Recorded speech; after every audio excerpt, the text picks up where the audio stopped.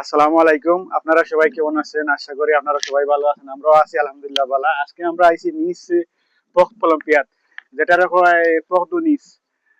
এখন একটু আমরা ঘোরাঘুরি করাতে আইছি যে এখানে অনেক সুন্দর একটা দৃশ্য, যে নিস মাসিনা থেকে প্রায় 10-15 মিনিট লাগে আটি আইতে, বা আপনারা এই যে বেলো ব্লু যেটা আছে এটা দিয়া 4-5 মিনিটে আওয়া যায়। আর জায়গাটা খুব সুন্দর।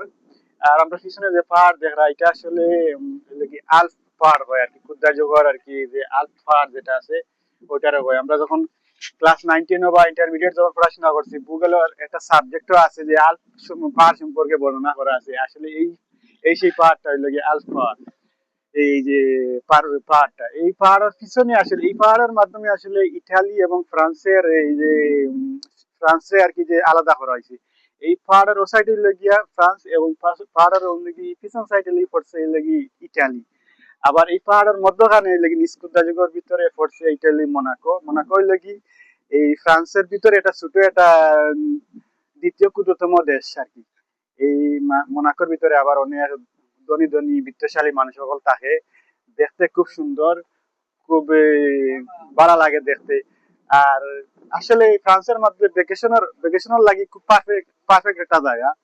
এই জায়গাটা আপনারা ফ্রান্সে যদি থাকেন বা অন্যান্য ইউরোপের বিভিন্ন দেশে যদি থাকেন, অনেকেই আর কি এই এই সিটিটা আর কি টুরিস্ট সিটি নামে পরিচিত। আর বিভিন্ন সময় ব্লেতে মানে যে আছে যে সামারের সময় ইংল্যান্ড, আমেরিকা বা ইউরোপ বা বিভিন্ন দেশের মিডিল ইস্ট থেকে বা আরবরা বেশিরভাগ মানুষ এখানে ঘুরাইবার লাগি, ভ্যাকেশন কাটাইবার লাগি, রিল্যাক্স করার লাগি আয়। এই যে আমাদের এই সাইডে আছে, এই সাইডে বিশাল বড় একটা সমুদ্র সৈকত, বিশাল বড় একটা প্লাজ আছে, বিচ আছে এখানে। বিচটা আসলে এই বিচটা আসলে স্পেশালি আসলে যে এই বিখ্যাত আসলে বিচটা হলে সম্পূর্ণ বিচটা প্রায় 6-7 কিলোমিটার বিচ আছে লম্বা। এই নিচের এই যে মাসিনা থেকে এখানে আইলে জিনিসটা দেখা যায়। প্রায় সম্পূর্ণ বিচটা হলে পাথর দিয়া, সম্পূর্ণ বীজ পাথরের মধ্যে। আসলে বীজটা লাগি মানে স্পেশাল কারণে লাগি এটা পাথরের দিয়া, সম্পূর্ণ পাথর দিয়া রেখে রাখা এখানে। এখানে বালুক নাই, বালুক লাগে অবশ্যই আছে, খাসে আছে, কান আছে, তারপরে ওইদিকে কান আছে, কাপ্তাই আছে, বিলফোন্স আছে, এগুলো আসলে বালুকের বীজ। আর এটা হইলে স্পেশালি লাগে পাথরের বীজ। আর এখন আমার লগে আছেন আমার এই গিয়াস ভাই, তাই কিছু কইবা এই সম্পর্কে। সালাম আলাইকুম।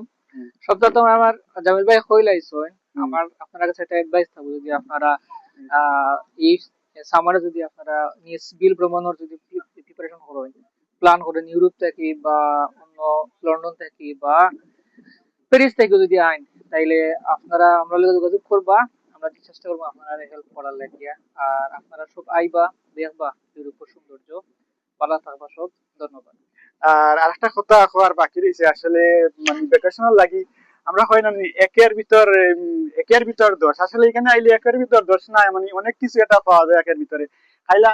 কারণ আপনারা যদি নিচ আই ভ্যাকেশনাল লাগি নিচ আইলে আপনারা ঘুরতে পারবা, কান যেতে পারবা, কান ফেস্টিভ্যাল যেতে পারবা।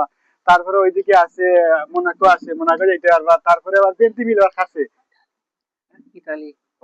ইটালির যে বেন্তিমিল আছে, ইটালি বেন্তিমিল হইলে কিন্তু কাছাকাছি। এই কেন আইলে আর কি একের ভিতর আর অনেক কিছু ঘোরা যায়, অনেক কিছু দেখা যায়। বা এখানে আছে ওই যে আমাদের পিছনে আছে, এটা হলো সাতু দু নিস। আর এখানে ওই লাগি বিশ্বযুদ্ধের সময় এখানে এই সাতু নিয়ে অনেক স্টোরি আছে। আর এটা অন্য একদিন কইবনি, অন্য একটা ভিডিওর মাধ্যমে কইবনি। এটা যে এইটা নিয়ে দ্বিতীয় বিশ্বযুদ্ধের আর কি এই অনেক একটা হিস্ট্রি আছে এটার ভিতরে। আচ্ছা, আপনারা সবাই ভালো থাকবা, সুস্থ থাকবা। অন্য কোনো সময় অন্য কোনো ব্লগের মাধ্যমে দেখা হইব। সালামু আলাইকুম। কত বলতাম?